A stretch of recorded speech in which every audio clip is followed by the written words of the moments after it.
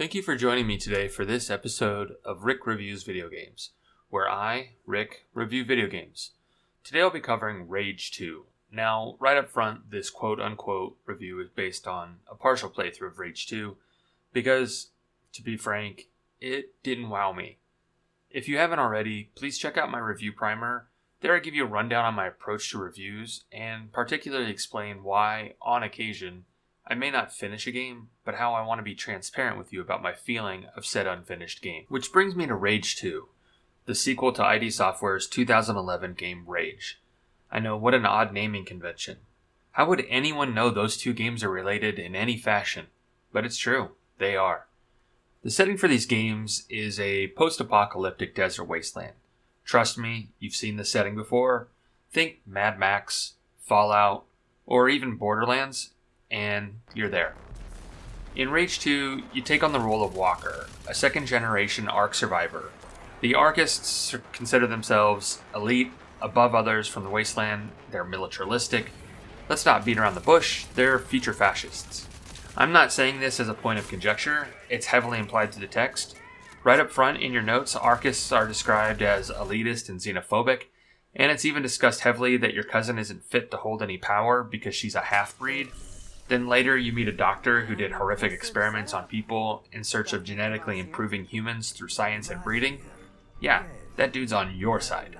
Rage 2 is incredibly derivative, in terms of setting, storytelling, gameplay, and even overall approach.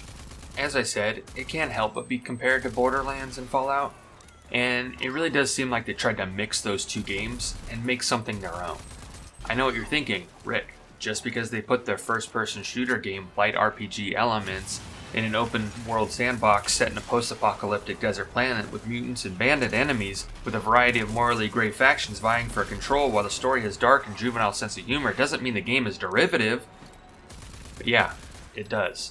This game is placed in that narrow slice that's bounded by both Borderlands and Fallout. The question then becomes, since I like Borderlands and I like Fallout, why didn't Rage 2 sink its claws in? Well, aside from being overly inspired by those that came before and less than challenging gunplay, the writing wasn't great. Situationally, it felt like there were no stakes to the action I was performing. Then I found myself just wanting to get through the overly long dialogue sequences because it wasn't clever or delivered well. I just wasn't interested. I mean, Borderlands can be cringeworthy at times, but at least it makes you laugh. Here the acting was low-key, and there were times the dialogue was drowned out by background noises, and I found myself just not caring what I missed.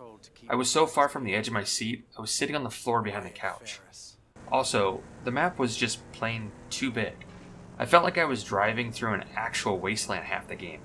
I mean, maybe that's part of the game's immersion, but what does that conversation look like in the developer's room? Dude, let's make them feel like they're in an actual wasteland.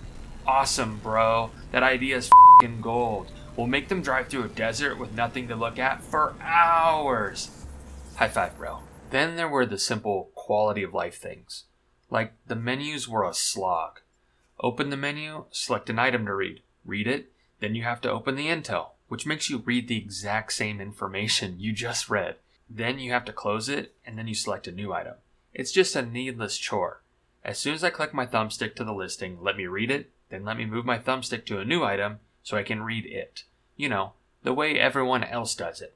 Don't try to build a better mousetrap.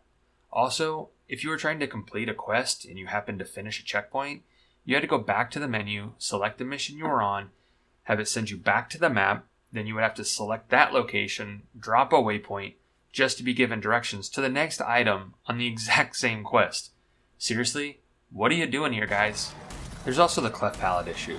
It's just disappointing. If you're curious what the issue is, read this article on Polygon. It does a much better job of explaining it than I can. The point is, it's just poor taste. So, I guess where I land on Rage 2 is that I don't know why you'd play this over Fallout 4 or Borderlands 3. Both of which, despite their flaws, are pretty good, and they're interesting games where you can get everything you get here, but in a good package. Well, let's check in with Beach. What did you think of Rage 2? Oh, hey, sup, Rick? I didn't play Rage 2, but I liked Rage 1. Okay, so what did you think of Rage? Well, I thought the Mad Max-esque setting was pretty great. I liked the humorous approach to the wasteland, and the different enemy factions offered combat variety. That was great. And that droid you meet, Claptrap, it's hilarious. That's Borderlands. Oh, yeah. Well, I loved Borderlands. Okay, Rage, yeah. That's the one where you're cryogenically frozen, where you wake up in the world and it's all in a post-nuclear state? Yeah? Yeah, and then you get out of the vault and choose your specials, and you have to decide whether you want to blow up those jerks in Megaton? Nope. That's Fallout 3. Oh. You didn't play Rage, did you? Guess not. But I loved Borderlands 1 through 3 and the pre-sequel, and all the Fallout games. So how far are you into your little video here? Can we just do it about one of those? Or I could talk about SCPs again. Dude, seriously, where are you going? Well, that was a waste of time. I feel like I should say this wasn't all bad. The gunplay was pretty good. I had fun taking out gas stations full of enemies. The aim assist was a bit strong, and the challenge was a bit low. But the powers you get turn you into a one-person wrecking machine, and that will satiate your desire to be the most powerful person on the face of the planet. The fact of the matter is that Rage 2 was shaping up to be a 6, and I just didn't care to slog through it. So I quit. It was free on Games Pass, so no harm, no foul for me. On to the next one. But for you, I always want to give you the value-added proposition. So here it is. If you don't get hung up on story, if you really like post-apocalyptic desert settings and want to take in as much as you can, then give Rage 2 a whirl. There's some pretty fun gameplay in there, as long as you can get past the rest of it. Okay, I think we're done here. Thank you for your time today. I hope you enjoyed the video. If you did, please leave a comment. Smash that like button. Just smash it. Smash the hell out of it. And maybe hit subscribe. I offer a video about every 2 weeks, and if you haven't already, please check out my other videos. Maybe there's something you'll like too. Well, assuming you like this one, which I hope you did. Anyway, I'll see you in a couple weeks. Bye!